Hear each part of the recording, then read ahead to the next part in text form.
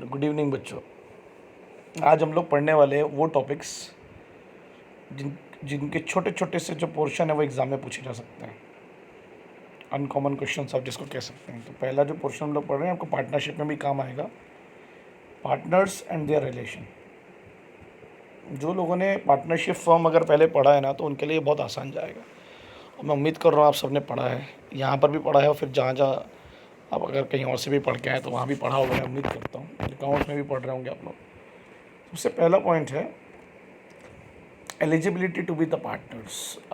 कौन लोग एलिजिबल होते हैं एक एलएलपी में पार्टनर बनने के लिए। सेक्शन 22। तो इसको याद रखने का एक तरीका है कि आपकी एलिजिबिलिटी आती है जब आपकी उम्र होती 22 साल। एक याद करने का तरीका बता रहा हूँ आपको। इनकॉर्पोरेशन जब होता है एलएलपी का, जो लोग सब्सक्राइब करते हैं अपना नाम, मिनिमम 2 लोग तो मैं आपको पढ़ा चुका हूँ डॉक्यूमेंट में कि भैया हम पार्टनर हैं, ठीक है। So any other person may become a partner the LLP by according the LLP agreement. तो वो जो सब्सक्राइब करते हैं उनको तो यहाँ नाम देना पड़ेगा अपना।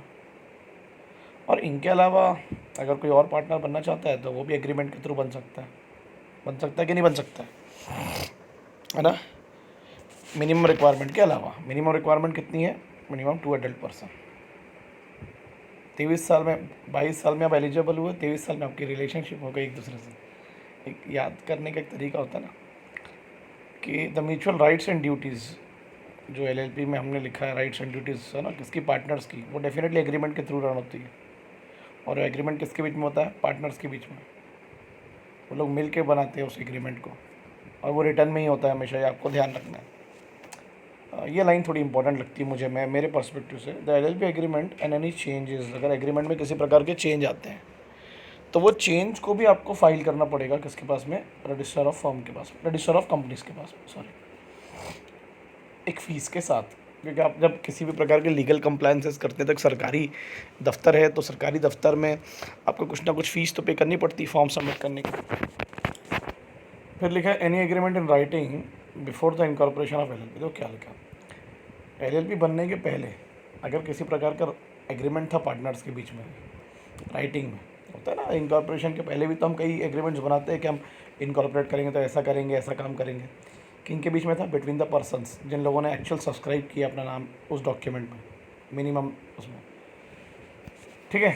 तो provided such agreement is ratified. अब क्या होगा, आप एलएलपी के पार्टनर बाद में बने, पहले आप सिर्फ सब्सक्राइबर्स थे या नॉर्मल पर्सन थे।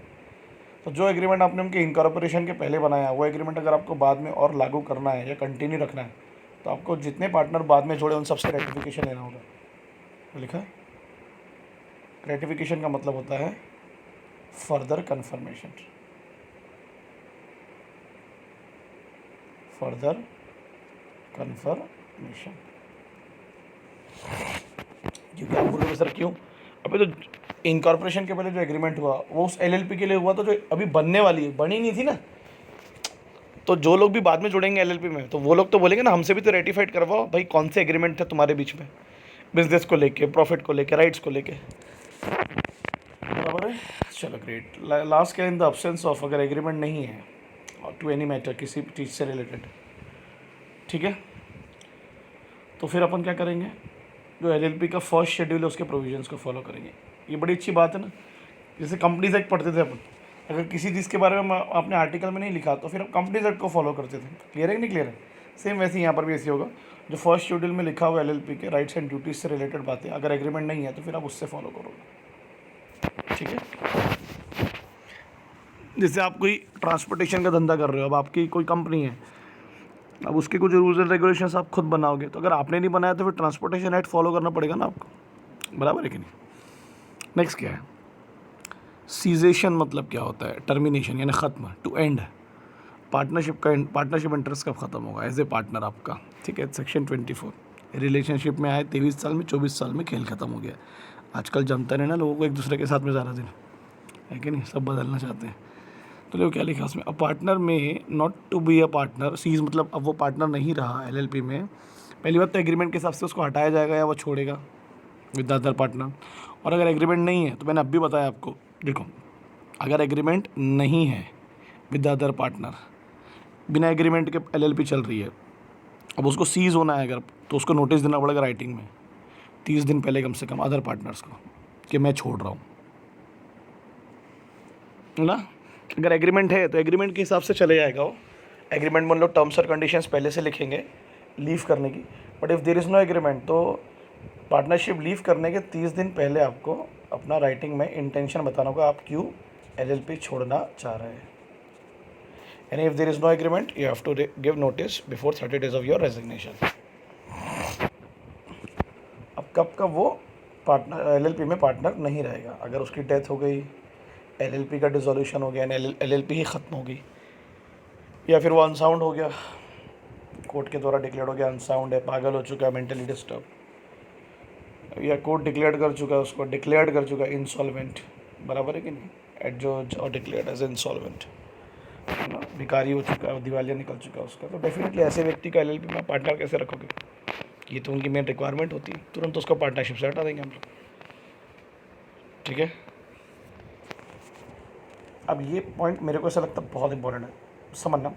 मेरा पर्सन है cease to be a partner, यानी एक वो व्यक्ति जो पार्टनर नहीं रहा, तो उसका क्या कहते हैं, फॉर्मर पार्टनर, मतलब एक ऐसा पार्टनर जो पहले पार्टनर था बट अब नहीं है ना। The former partner is to be regarded in relation still being a partner. अगर ए एक्स वाई जेड के एलएलपी छोड़ता है तो ये फॉर्मर पार्टनर हुआ, मगर ये कब फॉर्मर कहलाएगा ये आपको समझना बहुत ज़रूरी है। अगर आपने देखो the person has notice that the former partner has ceased to be a partner of LLP, यानी आपको नोटिस देके बताना पड़ेगा एज एन एलएलपी कि ये जो फॉर्मर पार्टनर है ये हमारा पार्टनर था बट अब पार्टनर नहीं है। देखो अगर एक्स वाई जेड में से जेड अलग होना चाह रहा है तो आपको दुनिया को बताना पड़ेगा ना कि जेड अलग हो रहा है, तो एक्स और वाई जेड को नोटिस देके बताना पड़ेगा, दुनिया को थोड़ा ना पता रहेगा कि जेड अलग हो चुका है, ठीक है। Okay, you have to provide the notice cease to be a partner of LLP has been delivered to the, और वो नोटिस आप किसको दे चुके हैं, रजिस्ट्रार को भी दे चुके हैं राइटिंग में। क्लियर है, समझ में आया मैंने क्या बोला। बट एक बहुत अच्छी बात है, इसको समझना बहुत ज़्यादा ज़रूरी है। एक बात बताओ मेरे बच्चों, अगर Tausif sir, Kashif sir, Manish sir, ये तीनों पार्टनर हैं, पार्टनरशिप में रहते हुए अगर हमने किसी प्रकार की लाइबिलिटीज़ या ऑब्लिगेशंस को बियर किया है, तो अगर मैं ये पार्टनरशिप फॉर्म छोड़ देता हूँ तो क्या वो लाइबिलिटी जो मेरे रहते में थी क्या मुझे उसे पे नहीं करना पड़ेगा? करना पड़ेगा ना, जो मेरे रहते में ली गई थी। हाँ, मेरे रहने के बाद अगर आप कोई चीज़ लेन देन करते तो उसमें मेरा लिकआउट नहीं है, अनलेस अनटिल उसमें के लिए भी मेरे को नोटिस देना पड़ेगा कि मैं पार्टनर नहीं हूँ, थर्ड पार्टी का। तो लिखा नहीं, ये वही लिखा है एग्जैक्टली वट वही लिखा।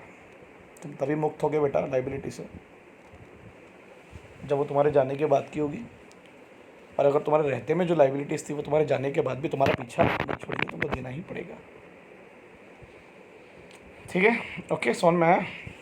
दूसरी बात, सेम एप्लीकेबिलिटी, जब वो जाने के बाद लाइबिलिटी के लिए है तो फिर जो शेयर उसको मिलने वाला था उसके रहते हुए में, वो भी तो उसे मिलना चाहिए। कैसा मतलब हुआ, देखो क्या बोल रहा हूँ। फॉर एग्जांपल वही सेम एग्जांपल देते हैं, Tausif sir, Kashif sir, Manish sir.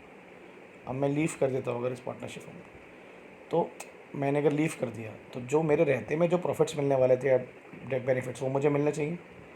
अब अगर मैंने लीव किया इस वजह से क्योंकि मैं इंसॉल्वेंट हो गया था, तो मेरा जो रिसीवर होगा, मतलब जिसके पैसे मैंने डुबाया, तो उसको वो बेनिफिट मिलना चाहिए। मिलना चाहिए कि नहीं मिलना चाहिए, वो यहाँ लिखा हुआ। मतलब मैं डेथ वाला एग्जांपल इसलिए नहीं लिया क्योंकि मैं मरना नहीं चाहता ठीक है, नहीं, वो मेरे फैमिली मेम्बर्स को मिल जाएगा। समझा?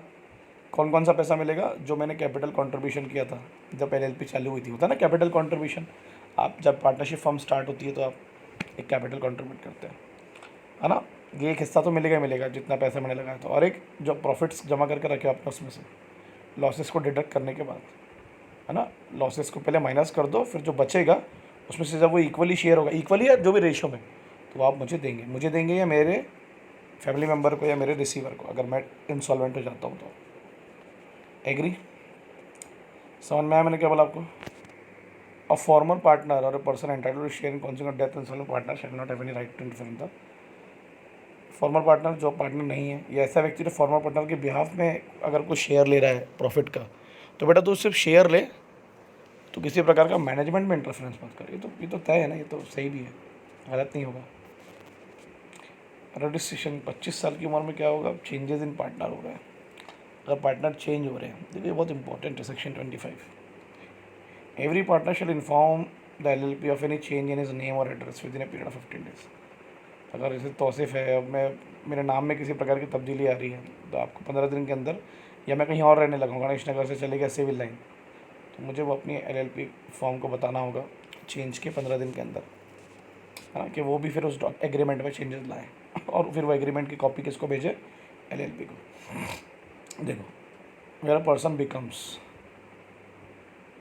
और या तो वो मेंबर बना या मेंबर से हटा, तो आपको रजिस्ट्रार को बताना पड़ता है ना उनके हटने के बनने के 30 दिन के अंदर कि भैया एक नया मेंबर जुड़ा है या एक हटा है।